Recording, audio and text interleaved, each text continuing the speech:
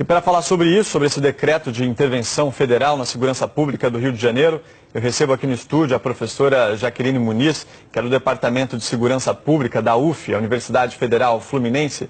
Qual a expectativa dessa mudança do comando da segurança pública do Rio de Janeiro? Olha, a expectativa eu diria que não é otimista. É pior do que mudar 6 por meia dúzia, ok? Como ficou claro na fala do ministro. A pergunta que a gente tem que fazer é o seguinte: ninguém foi pego de surpresa com essa ambição de intervenção colocada no decreto. Primeiro que o Rio de Janeiro, desde 1992, com a ECO 92, vem experimentando formas diretas e indiretas de intervenção das Forças Armadas na segurança pública. Então isso não é uma novidade. Segundo ponto que é importante chamar, para a gente usar uma imagem do carnaval, é que a operação de GLO na Rocinha, no Salgueiro e antes disso na Maré, serviram como uma espécie de ensaio técnico em que ninguém mostrou quais foram os quesitos e as notas que retiraram.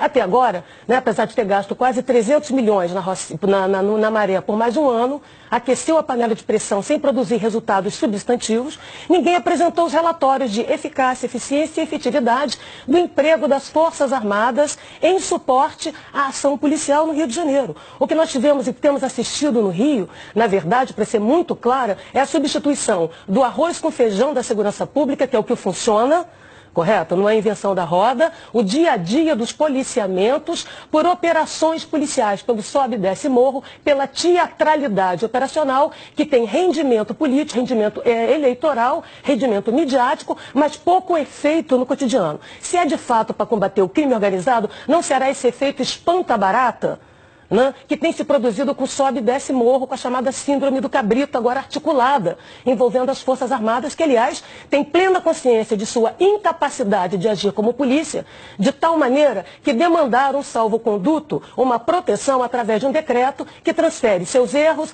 suas violações, para a justiça militar. A senhora acredita que agora, como o jogo vai mudar? Não tem como mudar. Isso é um ilusionismo e é preciso ser claro com a população. A primeira coisa é que tem alguém enganando alguém. Ou o governador passou a perna nas polícias, ou as polícias fizeram um bypass no governador. Por uma questão muito simples que a população precisa saber. Há 15 dias atrás, a Polícia Militar faz um seminário com o apoio do Viva Rio dentro da Firjan, de planejamento estratégico dessa polícia do futuro, a polícia de 2018. Ok? Estavam presentes o secretário de Segurança, o ministro Jungmann, da Defesa, todos estavam lá e desenharam um plano, uma proposta, ouvindo os setores da sociedade, para entregar ao governador. 15 dias depois, todo mundo é pego de surpresa. A intervenção federal no Rio de Janeiro não é um efeito especial de escola de samba que ninguém sabe e fica sabendo no sambódromo da insegurança pública do Rio. Ok? Então, o que é isso? Quem passou a perna em quem? De um lado é o governador que entregou o Rio de Janeiro de porteira fechada, porque quem abre mão da segurança abre mão da governabilidade, da capacidade de governo. Não é falando alto, gritando forte, que vai fazer as polícias funcionarem. Se tinha ingovernabilidade na segurança, não é o Exército falando alto de bigode que vai conseguir produzir, porque afinal, nem as forças, as espadas no Brasil, das Forças Armadas, mas da Polícia Federal, a guarda da esquina, não tem dispositivos de controle interno, de controle externo e de governabilidade. Fazê-las funcionar é um gesto de boa vontade e de camaradagem entre pares. É um pedido de, por favor, trabalhe ali na esquina. Esse é o primeiro ponto. Segundo importante que a população do Rio tem que saber.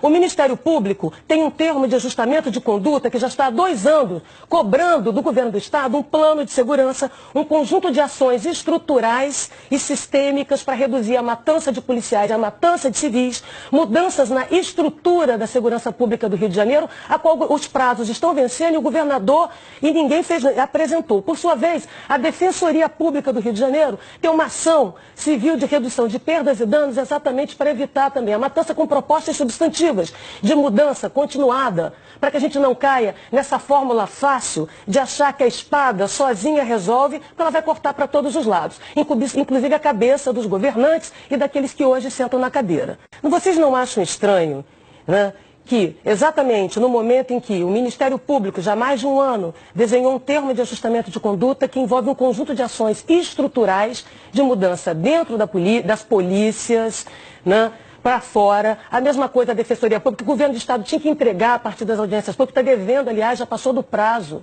né? Que tenha sido feita uma reunião com ONG, com PM, com o empresariado, né? Para desenhar esse plano de ações, que aliás é simplório, é medíocre, é mais do mesmo, e que de repente todo mundo é pego de surpresa, dá a impressão de que o comando militar chegou no Rio de Janeiro para passar o carnaval, gostou da cidade e resolveu governar. Não é assim.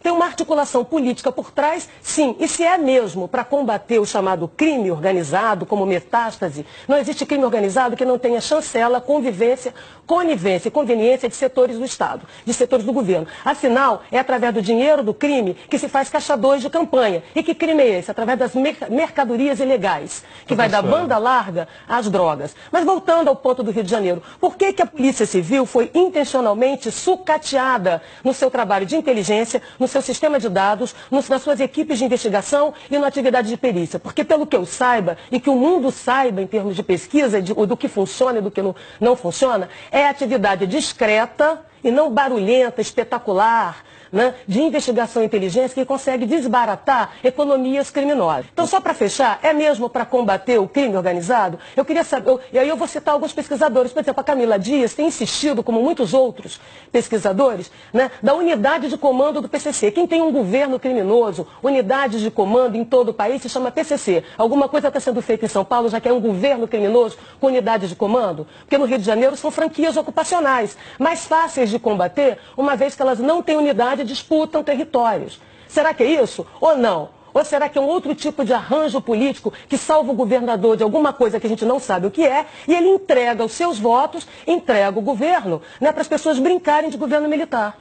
Primeiro, eles dizem que tem integração, quando a gente sabe que na prática não há. A primeira coisa é que não temos mecanismos de governabilidade das polícias no Brasil, não é apenas no Rio de Janeiro. 2, os dados aqui são tratados como questões pessoais, intransferíveis e ambulantes. Ou seja, não se produz inteligência, e sim disse-me-disse fofoca de um contra o outro, ok? E mais grave que isso, tem agora uma intervenção, então do limão à limonada. Tem um governo militar, porque o governo militar de ocupação com retórica da paz foi o PP que foi sabotado por dentro. Agora sobra, de novo, a lógica da teatralidade do confronto. Fechando, então, se tem uma intervenção, porque o Rio de Janeiro está ingovernável, se é essa retórica que se quer fazer acreditar, é fundamental que se tenha uma auditoria imediata na Polícia Militar para saber em que estado ela está e foi precarizada, em que estado o interventor vai entregar, o mesmo na Polícia Civil, o mesmo no Corpo de Bombeiros, o mesmo no sistema prisional. Mas é necessário, né, observação externa e internacional. Isso não é brincadeira. Aqui ninguém presta contas. Cadê os relatórios,